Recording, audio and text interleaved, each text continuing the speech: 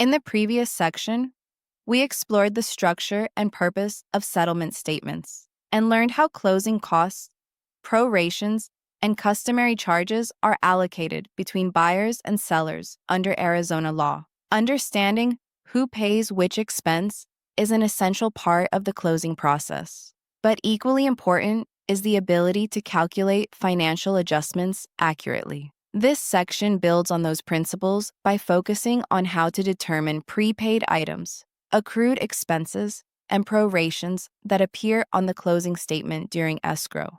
Mastering these calculations ensures fairness, compliance, and accuracy. Three principles at the core of every Arizona real estate transaction. At the heart of closing adjustments is the idea that some expenses, such as property taxes, insurance, rent, and homeowner association dues, do not neatly begin or end on the day of closing. Because ownership and possession change hands mid-cycle, these costs must be adjusted so that each party pays their fair share for the time they own or occupy the property. The escrow officer is responsible for preparing the official calculations, but licensees must be able to explain and verify them for their clients. This knowledge ensures transparency and prevents misunderstandings about the financial responsibilities at closing. Arizona follows the standard convention that the day of closing belongs to the buyer, meaning that the seller pays for expenses up to, but not including, the date of closing. This rule is significant when determining prorations. For example, if annual property taxes total $3,000 and the sale closes on September 30th, the seller is responsible for 9 months of taxes, $2,250, and the buyer pays for the remaining 3 months, $750. The seller's portion appears as a debit on the seller's closing statement and a credit on the buyer's statement, balancing the exchange. In addition to property taxes, other items that commonly require adjustment include homeowner association, HOA dues, insurance premiums, rents, and interest on assumed loans. For instance, if a property is part of a community with quarterly HOA fees of $450 and the quarter ends 1 month after closing, the seller has already paid for that month. In that case, the buyer reimburses the seller $150 for the portion of the fee covering their ownership period. Similarly, when a buyer assumes an existing mortgage, the buyer may owe the seller reimbursement for prepaid interest or escrow reserves that transfer with the loan. Prepaid items can also include property insurance premiums. Because homeowners' insurance is often paid annually, the unused portion of the policy must be refunded or transferred at closing. The escrow officer calculates this credit based on the number of days remaining in the policy period.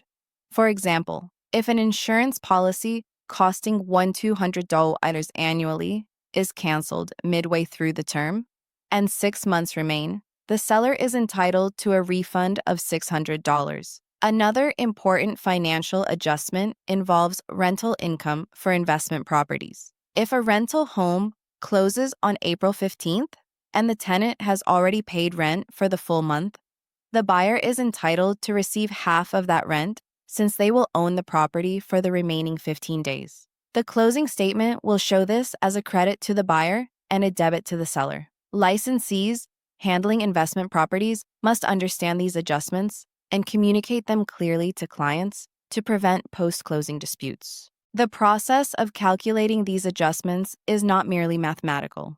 It reflects Arizona's broader legal obligation of fairness and accurate representation. Under Commissioner's Rule R428-1101A, licensees must deal fairly with all parties, which includes ensuring that financial adjustments are correctly presented and explained. A failure to verify these figures or explain them to clients can lead to complaints or misunderstandings, especially if a client believes they were charged incorrectly. A simple example illustrates the importance of these calculations. Suppose a seller prepays annual property taxes of $3,600, and the closing date is August 15th, because the seller owned the home for 227 days, January 1st through August 14th, and the buyer will own it for 138 days, August 15th through December 31. the buyer must reimburse the seller for the unused portion of taxes. The escrow officer divides $3,600 by 365 days to determine a daily rate of $9.86, then multiplies it by 138 days to calculate a 1,360 avtalen credit to the seller.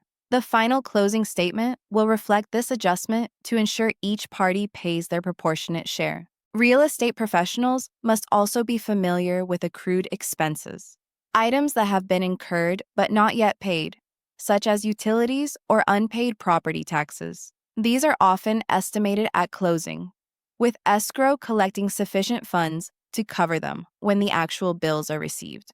For example, if property taxes are due semi-annually on October 1st and the sale closes September 20th, escrow will prorate taxes to the date of closing and hold back funds to ensure that payment is made when due. Understanding these adjustments allows licensees to guide their clients effectively. A well-prepared agent can help the buyer anticipate total funds required for closing or help a seller understand how much they will net after all prorations and fees are deducted.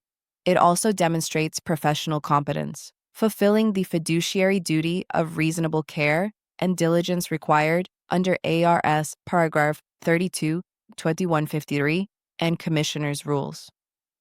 Discussion. Why must financial adjustments like prorations and prepaid items be calculated during escrow? Answer. Because expenses such as taxes, insurance, or HOA dues often overlap ownership dates, and prorations ensure both buyer and seller pay their fair share for the period each owns the property. What does it mean when Arizona law states that the day of closing belongs to the buyer? Answer. It means that the buyer assumes ownership and responsibility for expenses starting on the day the deed is recorded, while the seller is responsible for costs up to but not including that day. What is the role of a licensee in verifying financial adjustments? Answer. The licensee must review the escrow statement for accuracy, explain prorations and credits to clients, and ensure all adjustments reflect the terms of the purchase contract.